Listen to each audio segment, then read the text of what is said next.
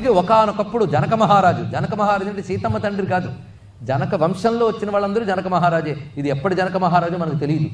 వాళ్ళందరినీ జనకులనే అంటూ ఉంటారు రాజపరంపరలో. ఒక జనకుడు ఆయన వేదాంత విద్య అప్పుడప్పుడే అధ్యయనం చేస్తున్నాడు. ఆయనకి ఏమనిపించిందంటే దేవుడు పూజించడం ఏమిటి, అంతటా ఒకటే ఆత్మ, ఆయనలో ఉన్నది నాలో ఉన్నది ఒకటే ఆత్మ, మరి జీవుడు ఏమిటి ఈశ్వరుడు ఏమిటి, అంతటా ఒకటే ఆత్మ గనక ఎవరిని ప్రత్యేకించి పూజించడం అవసరం లేదు అనేటువంటి భావనలోకి వెళ్ళిపోయాడు. ఎందుకంటే బ్రహ్మజ్ఞానం సరిగ్గా అర్థం కాకపోతే అదొక ప్రమాదం. అందుకే అనేక అద్వైత పండితులు నాస్తిక మార్గంలోకి తిప్పేశారు ప్రపంచాన్ని. ఎందుకంటే వాళ్ళకి ఆ సరిగ్గా అద్వైతం అర్థం కాలేదు కనుక. ఎందుకంటే అద్వైతం భక్తికి విరుద్ధం కాదు. కొందరు అనుకుంటారు జ్ఞాని వేరు భక్తులు వేరని. జ్ఞాన భక్తులు ఉంటారు కానీ జ్ఞాని వేరు భక్తి వేరు కాదు, తెలుసుకోండి. ఇక్కడ కొంతమంది భక్తి కాదండి జ్ఞానం అని, అప్పుడు భక్తి ఏదో పండిపోయినట్టు. ఇది లేదు అది అంతకన్నా లేదు. అందుకే జ్ఞానం ఉన్నవాడు భక్తిని నిరసించడు, భక్తి ఉన్నవాడు జ్ఞానాన్ని నిరసించడు. రెండింటినీ నిరసించారంటే వాడికి రెండూ లేవని అర్థం, తెలుసుకోండి. మొత్తానికి ఈ జనక మహారాజు అప్పుడప్పుడే ఆధ్యాత్మిక సాధన చేస్తున్నవాడు. అంతటా ఒకటే పరమేశ్వరుడు. మళ్ళీ పూజలు ఏమిటి, పునస్కారాలు ఏంటి, ఆయన భగవంతుడే నేను భగవంతుడే, రెండూ ఒకటే ఆత్మ. అది ఉపాధిగతంగా సృష్టి స్థితిలో పరమేశ్వరుడు చేయగలడు, మనం చేయగలమా? ఆత్మ ఒకటే, కానీ తర్వాత అక్కడేం జరుగుతుందో నీకు తెలుసా, ఈశ్వరుడికి తెలుసు. కనుక ఈశ్వరుడికి నీకు ఉపాధిగతమైన భేదం ఉంది కనుక సర్వశక్తి సంపన్నుడైన ఈశ్వరుడిని ఆశ్రయిస్తే నీకు ఆత్మజ్ఞానం వచ్చే అవకాశం ఉంటుంది. కానీ ఈశ్వరుడు ఎవరయ్యా, అంతటా ఉన్నది ఒకటే ఆత్మ కదా, అందుకే ఇవేవి అక్కర్లేదు అన్నాడు. మరి నీ రాజ్యపాలన అవన్నీ నా ఆత్మశక్తితో నేనే చేయగలను అన్నట్ట. ఈ మాట నారదుడు విన్నాడు. ఈయనకేదో బుద్ధి చెప్పాలని తిన్నక గణపతికి వెళ్ళి చెప్పాడు. ఆయనకు తెలిసి ఎవరికి చెప్తే పని జరుగుతుంది. వెంటనే గణపతి నేను చూసుకుంటాను బయలుదేరాడు. ఒకసారి ఒక పేద విప్రుడి రూపంలో బయలుదేరి వచ్చాడు ఆయన. పైకి రాజుగారి నిరతాన్న దానం, ఎవరైనా యాత్రికులు వస్తే రాజ్యానికి దర్శనం కోసం రాజ్యంకి వచ్చే అతిథులు వీళ్ళందరూ నిరతాన్న దానం చేసేవాడు. ఆ రోజు పొద్దున్న ఇంకా వంట ప్రారంభమవుతుందో లేదో ఒక్కడే వచ్చాడు అత్తి. ఆ రోజు ఏంటో ఎవరూ రాలేదు, ఒక్కడే వచ్చాడు. వాడు పేద బ్రాహ్మణుడు. ఆయన సంకల్పించుకుంటే ఎవరిని రాకుండా చేయగలడు. ఎందుకంటే వండిందంతా అందరూ వస్తే సరిపోదు, నేను ఒక్కడు వచ్చాడు. వచ్చి నాకు బాగా ఆకలేస్తోంది అన్నట్ట. వెంటనే రాజు వెళ్ళి భోజనం సిద్ధమవుతుంది అన్నట్ట. అంటే కొంచెం ఆలోచించి మాట్లాడన్నట్ట. నాకు పెట్టగలిగిన భోజనం నీ దగ్గర ఉందా అని అడిగాడు. పోనీ అలా అడిగినప్పుడైనా రాజు ఎవరైనా అని ఆలోచించారు కదా. ఓస్ నువ్వెంతయ్యా, నీలాంటి వాళ్ళు 1000 మంది వచ్చి నేను పెట్టగలను, రోజు ఎంతమంది తింటున్నా నీకేం తెలుసు అన్నట్ట జనక మహారాజు. వెంటనే భోజనానికి ఏర్పాటు చేశారు. ఆ రోజు వండిన వంటలన్నీ 5 నిమిషాలు మొత్తం తిన్నట్టు మహానుభావుడు. తిని అతిథిని అర్ధాకలితో పంపితే మహాపాపం గనక నా కడుపు నిండలేదు, ఇప్పుడు ఏం చేయమంటావు, నువ్వు వండినదంతా నాకు సరిపోలేదు, ఇంకా తినాలనుంది అన్నాడు. వెంటనే మళ్ళీ వండించట.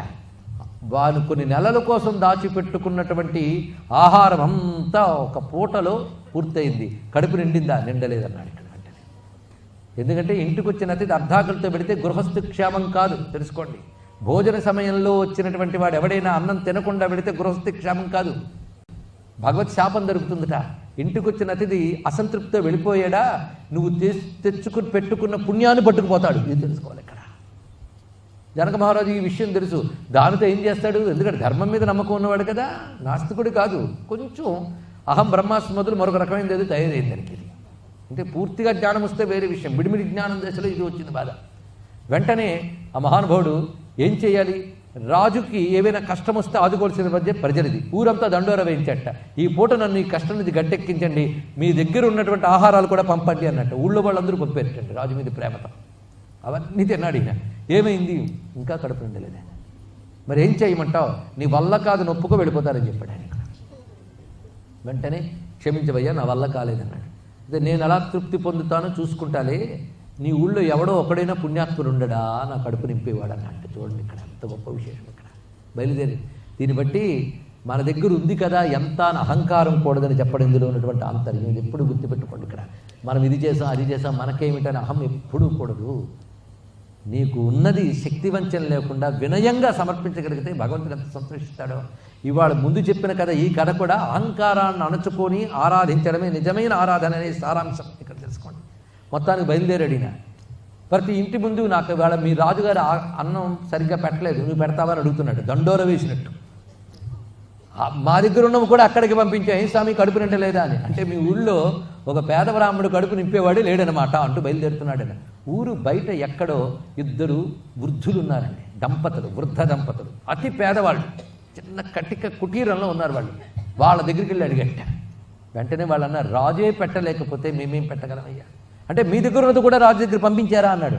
వాళ్ళు మా దగ్గరికి రాలేదు, ఎందుకంటే మాకే తినడానికి లేదు అన్నాడు. అక్కడ ఏదో ఎప్పుడో 3-4 రోజులకోసారి భోజనం, మిగిలిందంతా మేము దరిద్రులమే. కానీ మేము దరిద్రులం అనడానికి లేదు, మా సంపద గణపతి. మేము నిరంతరం గణపతిని ఆరాధించుకునే వాళ్ళం, వాళ్ళు గణపతి భక్తులు వాళ్ళు. అందుకే ఇక్కడికి వచ్చిన వాడు వెతుక్కుంటూ వాళ్ళ ఇంటికి వెళ్ళాడు చూడండి.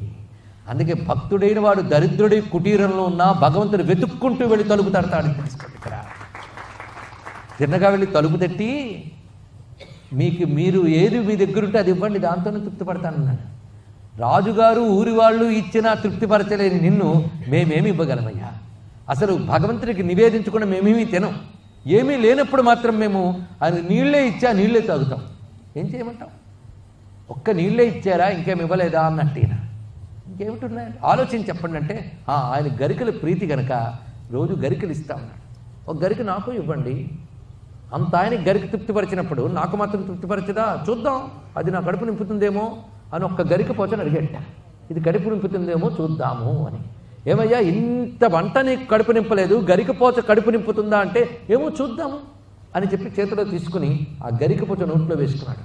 వేసుకుని తృప్తోస్మి, నా కడుపు నిండింది అన్నట్టు. వెంటనే అనగానే వాళ్ళిద్దరు పుణ్యం పండింది. గరికపోచతో తృప్తిపడ్డావంటే నువ్వు పేద బ్రాహ్మడివి కావయ్యా, బ్రహ్మణస్పతివి, నువ్వు సాక్షాత్ గణపతివని ఉభయులు కూడాను ఆనంద పరవశులై స్వామి అనుగ్రహించాడని సాష్టాంగదండ ప్రణామాలు చేయగానే తన యొక్క మాయారూపాన్ని పరిత్యజించి జ్యోతిర్మయమైనటువంటి తన మహద్రూపాన్ని మహాకాయాన్ని వక్రతుండు ఒక్కసారి దర్శింపజేసి ఉభయుల్ని తనలో లీనం చేసుకున్నాడు. అక్కడ ఆడ తర్వాత జనక మహారాజు పశ్చాత్తప్తుడై నారదుల వారితో చెప్పుకున్నాడు, నా అహంకారం అణగిందయ్యా అని. వచ్చినవాడు ఎవడో కాదయ్యా గణపతి అని. మరి నాకు దర్శనం ఇవ్వలేదే అంటే, అక్కడున్న పేదవాడు ఒకడున్నాడు, ఆయన్ని అనుగ్రహించడానికి వెళ్ళి ఆయనకి దర్శనం ఇచ్చాడు. అంటే సర్వసమర్థుణ్ణి, జ్ఞానిని, సంపదలున్నవాడిని, అలాంటి నన్ను అనుగ్రహించకుండా ఆయన్ని అనుగ్రహించాడు కదా అంటే, ఈ అహంకారం ఉండడం చేతే నీకు అనుగ్రహం లభించలేదయ్యా. కానీ అహంకారం అరిగితే కానీ అనుగ్రహం లభించదు. అహంకారాన్ని అర్పించిన వాళ్ళు, అహంకారాన్ని దాచుకున్నవాడు నువ్వు. కనుక అహంకారం అర్పించినటువంటి ఆ మహాత్ముల పేర్లు 2. ఆవిడ పేరు విరోచనాదేవి. విరోచనము, రోచనం అంటే వెలుగు, విశేషమైన వెలుగు కలిగింది విరోచనాదేవి. అతడి పేరు త్రిశిరుడు. ఈ త్రిశిర విరోచన అనేటువంటి గణపతి భక్తులు గరికపోచతోనే గణపతి యొక్క అనుగ్రహాన్ని పొంది ముక్తిని పొందారు అనే కథని చెప్పి, ఇది దూర్వాంకుర మహాత్మ్యము, ఇది విన్నవారిని గణపతి అనుగ్రహిస్తారని చెప్పారు. అటువంటి దూర్వా బిల్వప్రియుడు గణపతి. దూర్వా బిల్వము కూడా. అలాగే మందారం, మందారం అంటే తెల్ల జిల్లేడు. తెల్ల జిల్లేడు కానీ గణపతికి ఇస్తే చాలా విశేషం. మరొకటి ఉంది శమీపత్రం అండి, జమ్మి. జమ్మి ఆకు కాసింత గణపతికి ఇచ్చినా చాలు, సంతోషిస్తాడు. ఇక్కడ ప్రధాన